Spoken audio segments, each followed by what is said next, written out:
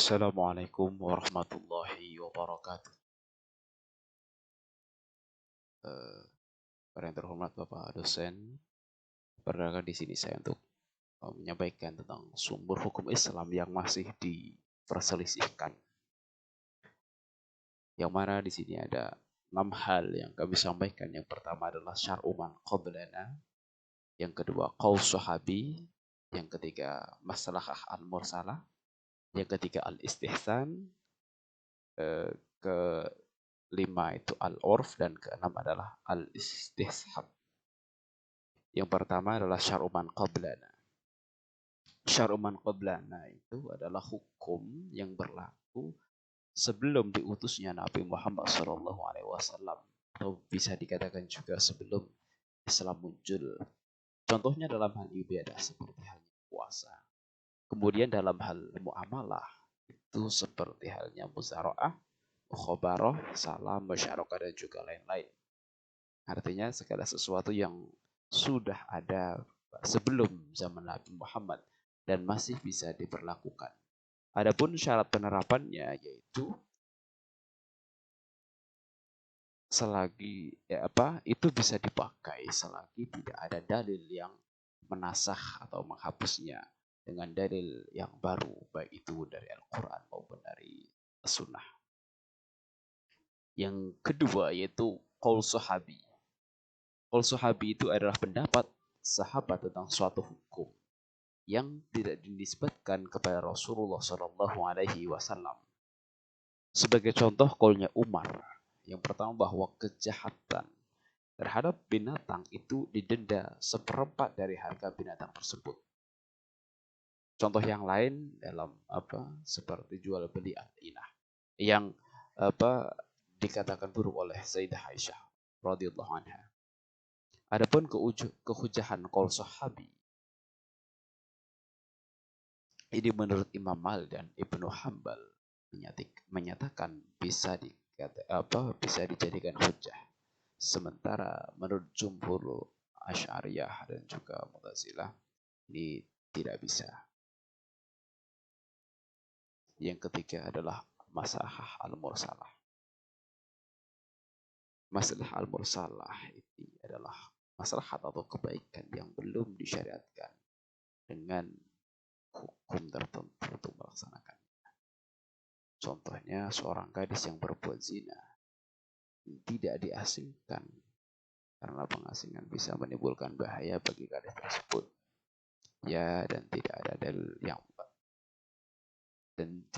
dalil yang melarangnya. Maslahah mursalah ini dapat diberlakukan dengan ketentuan yang pertama adalah masalah itu betul-betul maslahah atau teruji kebaikannya, teruji kemaslahatannya. Kemudian yang kedua, masalah itu bersifat umum. Dan yang ketiga adalah tidak bertentangan dengan syariat. Baik, kemudian yang keempat adalah al-istihsan. Secara bahasa artinya yang baik atau sesuatu yang dianggap baik. Secara istilah adalah perolehan hukum suatu masalah dari hukum sebelumnya karena ada dalil khusus yang lebih kuat daripada dalil yang pertama. Sebagaimana sabda Nabi tentang al-istihsan ini adalah bisa juga dikatakan dasar dari al-istihsan ini adalah maru al-muslimuna hasanan bahwa indallahi hasanun. Apa yang dianggap oleh mayoritas muslim itu suatu kebaikan, suatu kehasanah, maka itu dianggap Allah suatu hasanah juga. Adapun macam-macam dari al-istihsan ini yang pertama adalah al-istihsan bin nas. Contohnya adalah jual beli salam yang barangnya itu belum ada. Secara kias barang yang belum ada itu dilarang. Namun secara nas ini dibolehkan. Kemudian yang kedua al-istihsan bil ijma'. Contohnya bolehnya ijarah pada pemandian umum. Meskipun di pemandian umum itu terdapat gharar yaitu pada jumlah airnya. Secara kias dilarang. Namun sudah berjalan mentradisi dan para ulama membiarkan begitu saja. Nah, yang kelima adalah al-urf. Al-urf itu adalah apa yang dikenal masyarakat umum dan bisa dilakukan baik berupa perkataan, perbuatan, ataupun perintah untuk meninggalkan sesuatu.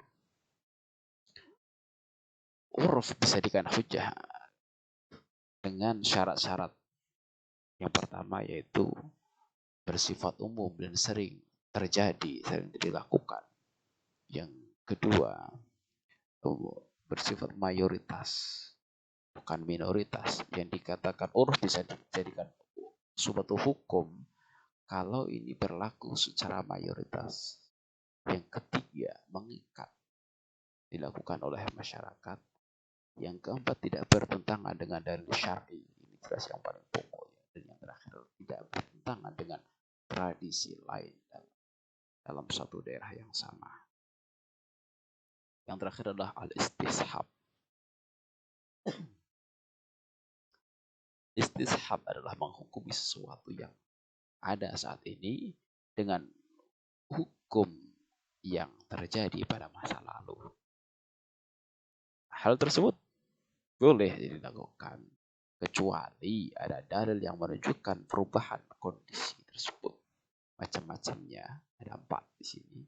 Yang pertama adalah al-istishab al-ibanah al-asliyah. Artinya pada dasarnya segala sesuatu itu mubah sampai adanya dalil yang membatalkannya.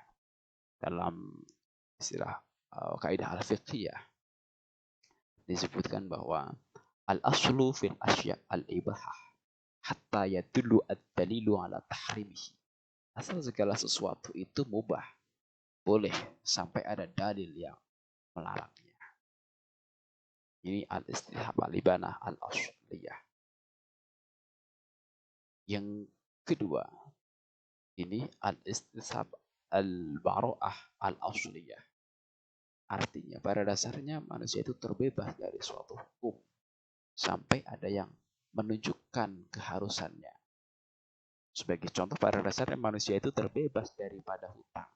Kecuali ada bukti bahwa dia memang berhutang. Sehingga dia harus membayarnya. Atau dia dikategorikan sebagai orang yang berhutang. Yang ketiga yaitu al-istishab al-hukmi. Yaitu hukum yang sudah ada dan berlaku sampai sekarang. Yang keempat adalah al-istishab al-wasfi.